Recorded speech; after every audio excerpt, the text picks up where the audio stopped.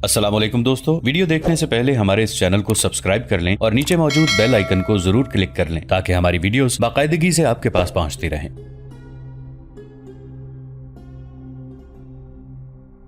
मार्का बड़ा ही खूनरेज था। गर्द इतनी ज्यादा उठ रही थी कि अपने पराये की पहचान खत्म हो गई थी।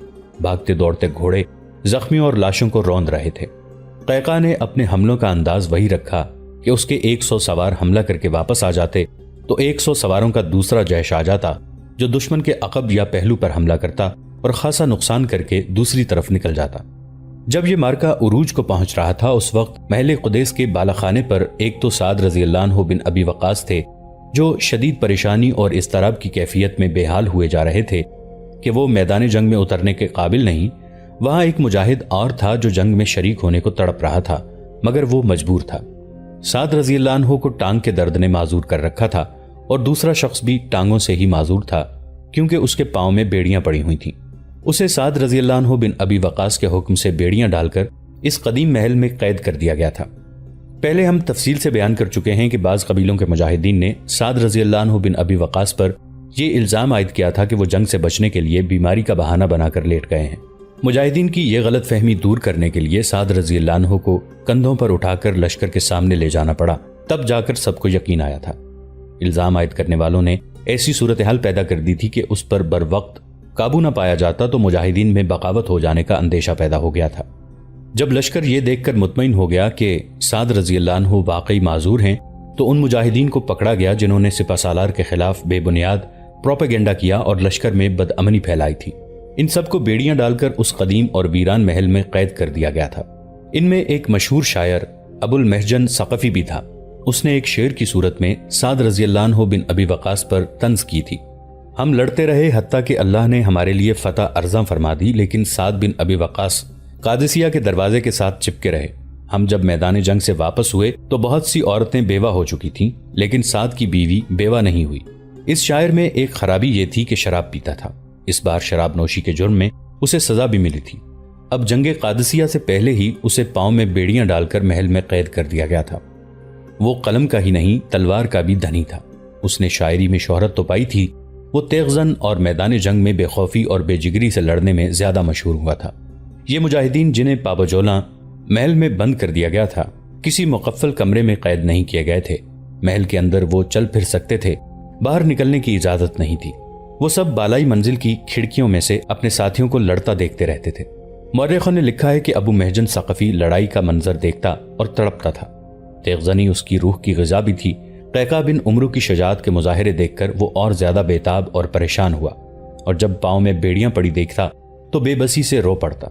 जंग के दूसरे दिन उससे रहा न गया और वो उस बाला खाने में चला गया जिसमें साद रज़ियल्लाहु अन्हु बिन अबी वक़ास जंग का मंजर देख रहे थे। सलमा उनके साथ थी। क्यों अबू महजन? सलमा ने उसे बाला खाने में देखकर पूछा। तुम्हारा यहां आने का कोई मतलब नहीं। क्या बात तुम्हें यहां ले आई है? मेरे सामने आ, साद रज़ियल्लाहु अन्हु ने कहा। तू देख रहा है मैं उठ नहीं सकता, पीछे भी नहीं देख सकता। एक आरजू लेकर आया हूं मेरे सिपहसालार, अबू महजन ने कहा। कौन है जो तेरे सिवा मेरी आरजू पूरी करेगा? क्या है तेरी आरजू? मेरा जुर्म माफ कर दे साद बिन अबी वक़ास, अबू महजन ने रुंधी हुई आवाज में कहा।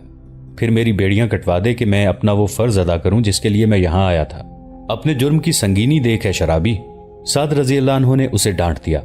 क्या तू देख नहीं रहा मेरा दिमाग कहां उलझा हुआ है? सलमा, इसे यहां से निकाल दे और नीचे तक इसके साथ जा और कह के आ कि इसे ऊपर ना आने दिया जाए। वो और कुछ भी ना बोला, बाहर को चल पड़ा। सलमा उसके साथ नीचे तक गई और उसे बताया कि उनका दिमाग जंग में ऐसा उलझा हुआ है कि उन्हें खाने पीने का होश नहीं। अगर उनसे कोई और बात की जाए तो उन्हें गुस्सा आ जाता है। सलमा, अबू महजन ने मुल्तजी लहजे में कहा, तू ही मुझ पर करम कर, मेरी बेड़ियां खुलवा दे। मेरा घोड़ा बेकार खड़ा है, वो मुझे दे दे। मेरे साथी लड़ रहे हैं, कट रहे हैं और मैं यहां कैसे कैद में पड़ा रहूं? नहीं अबू महजन, सलमा ने कहा, मेरे दिल की कोई पूछे तो मैं तुझे मैदान जंग में देखना चाहती हूँ। तुझ जैसे गजबनाक तेगजन को बेड़ियों में बंधा देखकर मुझे भी दुख हो रहा है, लेकिन ये मेरे इख्तियार में नहीं कि तेरी बेड़ियां भी खोल दूं और तुझे सिपहसालार का घोड़ा भी दे दूं। मैं वादा करता हूं सलमा, अबू महजन ने कहा, मुझे बाहर जाने दे। जिंदा रहा तो शाम को वापस आ जाऊंगा और खुद ही बेड़ियां पहन लूंगा।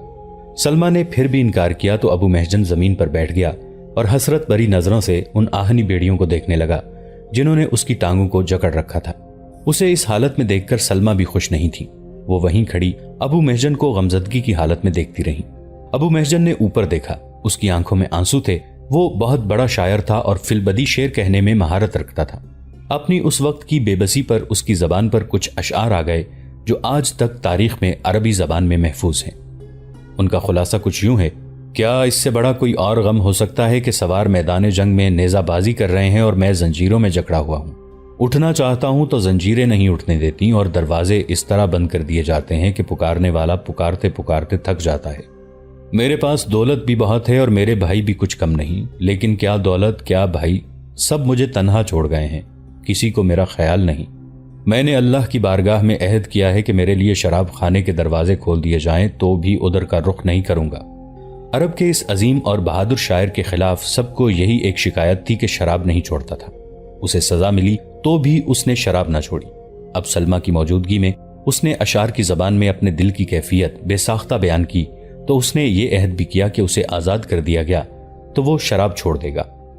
اس عہد کے علاوہ اس نے اپنے جذبات کا اظہار جس انداز سے کیا، اس نے سلمہ کے دل پر ایسا اثر کیا کہ دل پسیج گیا۔ ابو محجن کے آنسو بہ رہے تھے۔ تاریخوں میں آیا ہے کہ سلمہ نے اسے کہا، میں نے استخارہ کر لیا ہے، میں تمہارے وعدے سے مطمئن ہوں۔ استخارہ کا مطلب یہ نہیں کہ سلمہ نے نماز استخارہ پڑھی تھی اور اسے خدائی اشارہ ملا تھا۔ استخارہ کا مطلب یہ تھا کہ سلمہ نے لمحہ بھر کے مراقبے میں محسوس کر لیا تھا کہ ابو محجن جو کہہ رہا ہے اور اس نے جو عہد کیا ہے وہ اس کے دل کی آواز ہے۔ وہ ضمیر اور روح کی پاکیزگی کا دور تھا۔ مسلمانوں کے ذہن بدی کے خیالوں سے پاک ہوتے تھے۔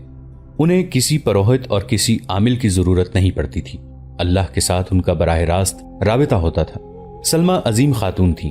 انہوں نے ابو محجن کی نیت اور جذبے کو سمجھتے ہوئے اپنے خامند کے حکم کی خلاف ورزی کی، اور نہ صرف یہ کہ ابو محجن کی بیڑیاں کٹوا دیں بلکہ اسے سعد رضی اللہ عنہ بن ابی وقاص کا گھوڑا دیا جو محل کے اندر ہی بندھا ہوا تھا۔ اس گھوڑے کا نام بلقا تھا۔ سلمہ نے اس شاعر کو تلوار بھی تھی۔ ابو محجن ثقفی کود کر گھوڑے پر سوار ہوا اور میدان کے کسی ایسے دروازے سے نکل گیا جدھر سے اس پر سعد رضی اللہ عنہ کی نظر نہیں پڑ سکتی تھی۔ سلمہ اوپر سعد رضی اللہ عنہ کے پاس چلی گئیں۔ سعد رضی اللہ عنہ اس قدر اعصابی کھچاؤ میں تھے کہ انہیں جیسے یاد ہی نہیں تھا کہ سلمہ نیچے کیوں گئی تھی۔ سعد رضی اللہ عنہ کی نظریں میدان جنگ میں لگی ہوئی تھیں اور ان کی ذہنی اور روحانی قوتیں لڑائی پر مرکوز تھیں۔ دشمن نے اب پیادہ دستے آگے کر دیے تھے۔ سعد رضی اللہ عنہ نے اس کے مطابق ہدایات لکھوا کر نیچے پھینکنی شروع کر دی۔ دشمن کے پیادوں کا جو پہلو سعد رضی اللہ عنہ کی طرف تھا، ادھر ایک عربی گھڑ سوار آیا۔ اس نے میدان جنگ کے دستور کے مطابق سر اور چہرہ منڈاسے میں لپیٹ رکھا تھا۔ اسے دیکھ کر دشمن کے چند ایک پیادوں نے گھیرے میں لے لیا۔ ان کے پاس برچیاں اور تلواریں بھی تھیں۔ ایک سوار کو گرا لینا ان پیادوں کے لیے کوئی مشکل نہیں تھا، لیکن اس سوار کی جب تلوار حرکت میں آئی تو کسی کی برچی ٹوٹ کر ٹکڑے ٹکڑے ہو گئی، کسی کا بازو برچی کی طرح کٹ کر جسم سے الگ ہو گیا، کوئی گھوڑے تلے آ کر کچلا گیا۔ یہ عربی سوار جس طرح گھوڑے کو گھما پھرا کر پینترے بدلتا اور وار کرتا تھا، اس سے اس کی نہایت حاضر دماغی اور حوصلے کی پختگی کا پتہ چلتا تھا۔ اس نے ان تمام پیادوں کا صفایا کر دیا جنہوں نے اسے گھیرے میں لیا تھا، اور پھر وہ پیادوں کا صفایا کرتا ہی چلا گیا۔ عربی پیادوں نے دشمن کے پیادوں کو کاٹ یا بگا دیا تو اس پہلو کی طرف دشمن کے سوار آئے۔ مسلمان سواروں نے جم کر مقابلہ کیا۔ یہ ایک خونریز مقابلہ تھا۔ سعد رضی اللہ عنہ بن ابی وقاص نے ایک بار پھر اس سوار کو دیکھا۔ وہ دوسروں سے الگ تھلگ اپنی ہی لڑائی لڑ رہا تھا۔ ایسی گھمسان کی لڑائی میں اپنے پرائی کی پہچان ختم ہو جایا کرتی ہے، لیکن یہ سوار الگ تھلگ نظر آ رہا تھا۔ سلمہ، سعد رضی اللہ عنہ بن ابی وقاص نے کہا، اپنے اس سوار کو دیکھ رہی ہو؟ میں اسی کو دیکھ رہی ہوں۔ سلمہ نے کہا، جس قوم کے پاس ایسے سوار ہوں اس قوم کو کون شکست دے سکتا ہے؟ اگر ابو محجن قید میں نہ ہوتا تو میں کہتا کہ یہ سوار یقیناً ابو محجن ہے۔ سعد رضی اللہ عنہ نے کہا، میں نے اسے کئی جنگوں میں لڑتے دیکھا ہے، وہ اسی قہر اور غضب سے لڑتا ہے۔ سلمہ نے سعد رضی اللہ عنہ کو نہ بتایا کہ وہ ابو محجن ہی ہے۔ آفرین! سعد رضی اللہ عنہ اسی سوار کو دیکھ رہے تھے۔ اس کے ایک پینترے پر سعد رضی اللہ عنہ نے بے ساختہ داد دی۔ واہ، آفرین! خدا کی قسم یہ انداز ابو محجن کا ہے، اور اس کا گھوڑا دیکھو، بالکل میرے گھوڑے جیسا ہے۔ دیکھو سوار کے اشارے پر کتنی تیزی سے پینترا بدلتا ہے۔ سعد رضی اللہ عنہ نے لمبی آہ بھری اور گلے شکوے کے لہجے میں بولے، یا اللہ، تیری ذات باری نے کس وقت مجھے معذور کر کے یہاں پھینک دیا۔ سلمہ، میرے بلقا کی دیکھ بھال ہو رہی ہے نا؟ میں یہاں پڑا ہوں، میرا گھوڑا نیچے قیدیوں کی طرح بندھا کھڑا ہے۔ اسے میدان جنگ میں ہونا چاہیے تھا۔ سلمہ نے سعد کو نہ بتایا کہ بلقا اس وقت میدان جنگ میں ہی ہے۔ جنگ قادسیہ کی دوسرے دن کی لڑائی کی مزید تفصیلات بیان کرنے سے پہلے بہتر معلوم ہوتا ہے کہ ابو محجن کی درپردہ رہائی کا پورا واقعہ بیان کر لیا جائے۔ شام کو جب دونوں طرف کے لشکر پیچھے گئے تو سعد رضی اللہ عنہ بن ابی وقاص نے لڑائی اسی نتیجے پر اللہ کا شکر ادا کیا کہ لڑائی ہار جیت کے بغیر ختم ہو گئی ہے۔ لڑائی کا نتیجہ مسلمانوں کے خلاف بھی ہو سکتا تھا۔ آتش پرستوں کے اگر 20,000 آدمی مارے گئے ہوتے تو بھی ان کی تعداد 1,00,000 تھی۔ ان کے پاس ہاتھی تھے اور گھڑ سوار دستے زیادہ تھے۔ مسلمانوں کا جانی نقصان 3-4 ہزار کے درمیان ہو چکا تھا۔ ان کی شکست کسی وقت بھی متوقع تھی۔ یہ ان مجاہدین کے جذبے کا اور قوت ایمانی کا کمال تھا کہ وہ جنگ کے دوسرے دن بھی دشمن پر چھائے رہے تھے۔ شاید اسی اطمینان کا اثر تھا کہ سعد رضی اللہ عنہ بن ابی وقاص نے درد میں افاقہ محسوس کیا۔ وہ اٹھ کھڑے ہوئے اور سلمہ سے کہنے لگے کہ چند قدم چلنا چاہتا ہوں۔ وہ اس طرف چل پڑے جس طرف اس قلعے کی ایک اور کھڑکی تھی۔ یہ کھڑکی محل کے کشادہ صحن کی طرف کھلتی تھی۔ سلمہ ان کے ساتھ ہو لیں۔ میں اپنے بلقا کو دیکھنا چاہتا ہوں، سعد رضی اللہ عنہ نے کہا۔ اس کھڑکی سے نظر آتا ہوگا۔ سلمہ کو معلوم تھا کہ ان کے خاوند کا گھوڑا کھڑکی سے نیچے دیکھو تو نظر آتا ہے، لیکن گھوڑا وہاں ہوتا تو نظر آتا۔ اسے تو ابو محجن ثقفی لے گیا تھا۔ سلمہ سعد رضی اللہ عنہ سے یہ بھی نہیں کہہ سکتی تھی کہ وہ اس کھڑکی کی طرف نہ جائیں۔ سعد رضی اللہ عنہ سلمہ کے کندھوں پر اپنا ایک بازو رکھے ان کے سہارے ایک ایک قدم بڑی مشکل سے اٹھاتے چلے جا رہے تھے۔ کھڑکی کھلی ہوئی تھی۔ سورج ابھی ابھی غروب ہوا تھا، اس لیے ابھی دن کی روشنی کچھ باقی تھی اور مشعلیں بھی جلا کر ایک جگہ رکھ دی گئی تھیں۔ سعد رضی اللہ عنہ کا گھوڑا بلقا کھڑکی سے دور نہیں بلکہ کھڑکی کے بالکل نیچے باندھا جاتا تھا۔ سعد رضی اللہ عنہ کھڑکی تک پہنچ گئے۔ یہ دیکھ کر سلمہ کی جان میں جان آ گئی کہ سعد رضی اللہ عنہ کا گھوڑا اپنی جگہ پر بندھا ہوا چارہ کھا رہا تھا، لیکن راز پھر بھی چھپ نہیں سکتا تھا، اس لیے کہ گھوڑا پسینے سے شرابور تھا۔ اس کی پیٹھ سے زین اتاری جا چکی تھی۔ دوسرے یہ کہ ابو محجن قریب ہی بیٹھا اپنے پاؤں میں بیڑیاں ڈال رہا تھا۔ بلقا کو اتنا پسینہ کیوں آ رہا ہے سلمہ؟ سعد رضی اللہ عنہ نے پوچھا۔ یہ بیمار تو نہیں؟ اس پر گرد جمی ہوئی ہے۔ گرد وہاں نہیں جہاں زین ہوتی ہے، یہ تو لگتا ہے جیسے میرا گھوڑا کوئی باہر لے گیا تھا۔ سائس کو بلاؤ سلمہ۔ اور یہ ابو محجن کیا کر رہا ہے؟ اپنے پاؤں سے بیڑیاں اتار رہا ہے؟ نہیں ابن ابی وقاص، سلمہ نے جرت اور خود اعتمادی سے کہا۔ ابو محجن بیڑیاں اتار نہیں رہا، اتری ہوئی بیڑیاں پاؤں میں ڈال رہا ہے۔ اور آپ کے گھوڑے کو کسی بیماری کی وجہ سے پسینہ نہیں آ رہا، بلکہ یہ آج سارا دن لڑ کر آیا ہے۔ کیا کہہ رہی ہو سلمہ؟ اور وہ ابو محجن ہی لڑ رہا تھا جسے دیکھ کر آپ نے کہا تھا کہ ابو محجن کی طرح لڑتا ہے۔ سلمہ نے کہا۔ اور وہ آپ کا گھوڑا بلقا ہی تھا جس پر ابو محجن سوار تھا، اور آپ نے کہا تھا کہ یہ گھوڑا میرے بلقا جیسا ہے۔ سعد رضی اللہ عنہ کو سلمہ سہارا دے کر پلنگ تک لے گئیں اور انہیں لٹا کر پوری بات سنا دی۔ ابو الحجن کے اشعار بھی سنائے اور یہ بھی سنایا کہ وہ کس طرح رویا تھا، اور اس نے 2 وعدے کیے تھے۔ ایک یہ کہ وہ میدان جنگ سے زندہ نکل آیا تو واپس آ کر بیڑیاں پہن لے گا اور رات قید میں گزارے گا۔ اس نے دوسرا وعدہ یہ کیا ہے کہ وہ شراب سے توبہ کر لے گا۔ آپ نے دیکھ لیا ہے کہ واپس آ کر وہ اپنے پاؤں میں بیڑیاں ڈال رہا ہے۔ سلمہ نے کہا۔ میں نے آپ کے حکم کی خلاف ورزی کی ہے، لیکن ایک شخص جہاد اور شوق شہادت کے لیے اندر بےتاب ہو کے رو رو کر دہائی کی التجا کرے تو میں نے اللہ سے رہنمائی مانگی اور ابو الحجن کو آزاد کر کے آپ کا گھوڑا اسے دے دیا۔ آپ نے اسے لڑتے دیکھا ہے، اسے اوپر بلاؤ، اسے اوپر بلاؤ، سعد رضی اللہ عنہ نے کہا۔ سلمہ نے اسے کھڑکی میں سے آواز دے کر اوپر بلایا۔ پاؤں میں بیڑیاں ہوں تو سیڑھیاں مشکل سے چڑھی جاتی ہیں۔ ابو محجن صبح بھی یہ سیڑھیاں چڑھا تھا، اب بھی چڑھایا۔ بیڑیاں اتار دو ابو محجن، سعد بن ابی وقاص نے کہا۔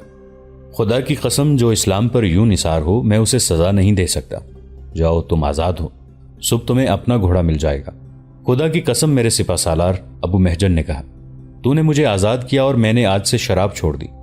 یہ مکالمہ قاضی ابو یوسف نے اپنی کتاب کتاب الخراج میں لکھا ہے، اور یہ بھی کہ ابو محجن نے باقی عمر شراب نہیں پی۔ ابو محجن کی قید اور رہائی کے متعلق ایک روایت اور بھی ہے جو صحیح تو معلوم نہیں ہوتی، لیکن تاریخ کا ریکارڈ درست رکھنے کے لیے اس روایت کا حوالہ ضروری معلوم ہوتا ہے۔ بلاتری لکھتا ہے کہ سعد رضی اللہ عنہ بن ابی وقاص کے ساتھ سلمہ نہیں، ان کی والدہ زہرا تھی۔ ابن کثیر نے بھی سلمہ کا ذکر نہیں کیا، البتہ طبری نے لکھا ہے کہ سعد رضی اللہ عنہ کے ساتھ سلمہ تھی۔ پھر یہ واقعہ اس طرح بیان کیا ہے کہ سلمہ نے ابو محجن سے پوچھا تھا کہ اسے کیوں قید کیا گیا۔ مجھے کسی حرام چیز کے کھانے پینے کے جرم میں قید نہیں کیا گیا، میں زمانہ جاہلیت میں شراب پیا کرتا تھا۔ میں چونکہ شاعر ہوں اس لیے دل میں جو بات آتی ہے وہ برملا کہہ دیتا ہوں۔ مجھے میرے اشعار پر قید کیا گیا ہے۔ اس روایت کے مطابق ابو محجن نے سعد رضی اللہ عنہ بن ابی وقاص کے سامنے جو شعر کہے تھے وہ یہ تھے: میں مر جاؤں تو مجھے پہلوئے طاق میں دفن کرنا تاکہ میری ہڈیاں اس کا رس چوستی رہیں، مجھے خشک زمین میں دفن نہ کرنا کہ میں ڈرتا رہوں کہ اس کا مزہ نہ چکھ سکوں گا۔ پھر اس روایت میں یہ کہا گیا کہ جنگ کے دوسرے دن سعد رضی اللہ عنہ سے ان کی والدہ نے ابو محجن کی سفارش کی۔ سعد رضی اللہ عنہ نے ابو محجن سے کہا کہ جو کچھ تم نے کہا ہے جب اس پر عمل نہ کرو گے میں تمہیں کچھ نہیں کہوں گا۔ خدا کی قسم، ابو محجن نے کہا، ایسی بیہودہ بات آئندہ میری زبان پر نہیں آئے گی۔ حسنین ہیکل اور علامہ شبلی نعمانی نے مستند حوالے دے کر لکھا ہے کہ مثنہ بن حارثہ کی شہادت کے بعد سعد رضی اللہ عنہ بن ابی وقاص نے مثنہ کی بیوہ سلمہ کے ساتھ محاذ پر ہی شادی کر لی تھی اور سلمہ ہی سعد رضی اللہ عنہ کے ساتھ تھیں۔ سلمہ کا وہ مشہور واقعہ تمام مورخوں نے لکھا ہے کہ قادسیہ کی جنگ کے دوران سلمہ نے کہا تھا، افسوس آج مثنہ نہ ہوئے، اور سعد رضی اللہ عنہ نے ان کے منہ پر تھپڑ مارا تھا۔ یہ واقعہ ہم پہلے تفصیل سے بیان کر چکے ہیں۔ بہرحال یہ روایت صحیح نہیں کہ سعد رضی اللہ عنہ بن ابی وقاص کے ساتھ ان کی والدہ تھیں۔ صحیح یہ ہے کہ ان کے ساتھ سلمہ تھیں، اور یہ بھی صحیح ہے کہ سعد رضی اللہ عنہ کے حکم کے خلاف ابو محجن کو رہا کرنے اور اسے سعد رضی اللہ عنہ کا ہی گھوڑا دینے کی جرت سلمہ ہی کر سکتی تھی۔ اس کے علاوہ ابو محجن کے وہ تمام اشعار تاریخ میں موجود ہیں جنہوں نے سلمہ کو متاثر کیا تھا۔ اب ہم واپس میدان جنگ میں جائیں گے۔ چونکہ ہاتھی نہیں تھے اس لیے مسلمان اطمینان سے لڑ رہے تھے۔ مورخ ولیم اسکاٹ نے لکھا ہے کہ اس روز رستم کی یہ حالت تھی کہ باولا ہوا جا رہا تھا۔ اس نے اس توقع پر 1,20,000 کا لشکر اکٹھا کر لیا تھا کہ سپاہیوں میں جذبہ نہ ہوا تو وہ نفری کی افراد سے ہی مسلمانوں پر غالب آ جائے گا اور انہیں کچل کر رکھ دے گا، لیکن وہ سوار دستوں کو آگے کرتا یا پیادوں کو وہ مسلمانوں کے ہاتھوں پٹ جاتے اور پیچھے ہٹنے کی کوشش کرتے تھے۔ رستم کی دھمکیوں کا بھی کوئی اثر دکھائی نہیں دے رہا تھا اور اس کے انعام و کرام کے لالچ بھی کوئی رنگ نہیں دکھا رہے تھے۔ جنگی امور کے مبصر اور وقائع نگار فارسیوں کی بزدلی اور مسلمانوں کی کامیابی کا صحرا قیقاع بن عمرو تمیمی کے سر باندھتے ہیں۔ انہوں نے 100 سواروں سے فارسیوں کے پہلوں اور عقب پر جو حملے کروائے تھے انہوں نے فارسیوں کی جمعیت اور ترتیب بکھیر دی تھی اور ان کی توجہ تقسیم کیے رکھی تھی۔ قیقاع کی اپنی بہادری اور تیغ زنی کا یہ عالم تھا کہ مورخوں نے لکھا ہے کہ اکیلے قیقاع نے 30 فارسیوں کو قتل کیا تھا۔ ابن خلکان نے 3 مورخوں کے حوالے سے لکھا ہے کہ ایک مجاہد نے بے خوفی اور جذبے کی شدت کا حیرت انگیز مظاہرہ کیا۔ وہ فارسیوں کی ان صفوں میں جا گھسا جہاں رستم تھا۔ مجاہد نے رستم کو قتل کرنے کے لیے تلوار کو حرکت دی ہی تھی کہ پیچھے سے ایک فارسی نے اس کی پیٹھ میں برچی گھوم دی۔ پھر فارسیوں نے تلواروں اور برچیوں سے اس کے جسم کا قیمہ بنا دیا۔ مجاہدین اس حد تک فارسیوں پر غالب آ گئے تھے کہ انہیں توقع تھی کہ فارسیوں کے پورے لشکر کو اکھاڑ دیں گے، لیکن شام ہو گئی اور دونوں طرف کے دستے پیچھے ہٹ گئے۔ یہ جنگ کا دوسرا دن تھا، اسے یوم اغواس کہا گیا ہے۔ 2 مورخوں نے لکھا ہے کہ اس دن کی لڑائی رات گئے تک جاری رہی اور آدھی رات کو ختم ہوئی۔ یہ صحیح نہیں ہے۔ سورج غروب ہونے کے بعد اپنے پرائی کی پہچان ختم ہو جاتی ہے۔ تاریخ گواہ ہے کہ اس رات چاند نہیں تھا۔ یوم اغواس کے بعد کی رات کو لیلۃ الاسواد کہا گیا ہے، جس کے معنی ہے تاریک رات۔ اس رات لڑائی نہیں ہوئی تھی، البتہ مسلمانوں کے کیمپ میں ایک ہنگامہ بپا تھا جو آدھی رات کے بعد تک جاری رہا۔ پہلے بھی ہم ذکر کر چکے ہیں کہ سعد رضی اللہ عنہ بن ابی وقاص نے اس شام اللہ کا شکر ادا کیا تھا کہ آج کی لڑائی ہار جیت کے بغیر ختم ہو گئی ہے اور دشمن پر مجاہدین کا غلبہ رہا ہے۔ اسی مسرت اور اطمینان کا اثر تھا کہ سعد رضی اللہ عنہ نے ابو محجن ثقفی کو معاف کر دیا تھا اور سلمہ کی اس جسارت کو بھی نظر انداز کر دیا تھا کہ انہوں نے ان کے حکم کے خلاف ورزی کی تھی۔ مسرت اور اطمینان کی یہی لہر مجاہدین میں بھی چلی گئی تھی۔ بعض تاریخ نویسوں نے اس کی تفصیلات بھی لکھی ہیں۔ مجاہدین اپنے اپنے قبیلے کی تعریفیں بلند آواز سے کر رہے تھے۔ شاعر شعروں کی زبان میں ہر قبیلے کی بہادری اور جوش جہاد کو بڑا چڑھا کر بیان کر رہے تھے۔ تعریف کرو بنو ربیعہ اور بنو مضر کی ماؤں کی جنہوں نے یہ 5000 بیٹے پیدا کیے ہیں، قیقاع نے بڑی بلند آواز سے کہا، اور گیت گاؤ ان 1000 سواروں کے جنہیں حجاز کی سرزمین نے جنم دیا ہے۔ ایک مجاہد نے کہا، جو زمین سے ابھرتے تھے اور دشمن کو خون میں نہلا کر زمین میں گم ہو جاتے تھے۔ ابن عمرو کسی مجاہد نے کہا، تو اپنے قبیلے کی بات کیوں نہیں کرتا؟ بنو تمیمہ کی بات کر جس نے تجھ جیسا چیتا پیدا کیا ہے۔ یہ ان 6000 سواروں کی بات ہو رہی تھی جو شام کے محاذ سے سعد رضی اللہ عنہ بن ابی وقاص کے لیے کمک کے طور پر سالار ہاشم بن عتبہ کے زیر کمان آئے تھے۔ دوستو آج کے لیے اتنا ہی۔ اسی کہانی کی اگلی قسط کے ساتھ بہت جلد حاضر ہوں گے۔ نیچے کامنٹ سیکشن میں اپنی رائے کا اظہار ضرور کیجیے گا۔ ہمارے اس چینل کو سبسکرائب کر کے نیچے موجود بیل آئیکن کو بھی ضرور کلک کیجیے گا۔ اگلی ملاقات تک کے لیے ہمارا اور آپ کا اللہ نگہبان۔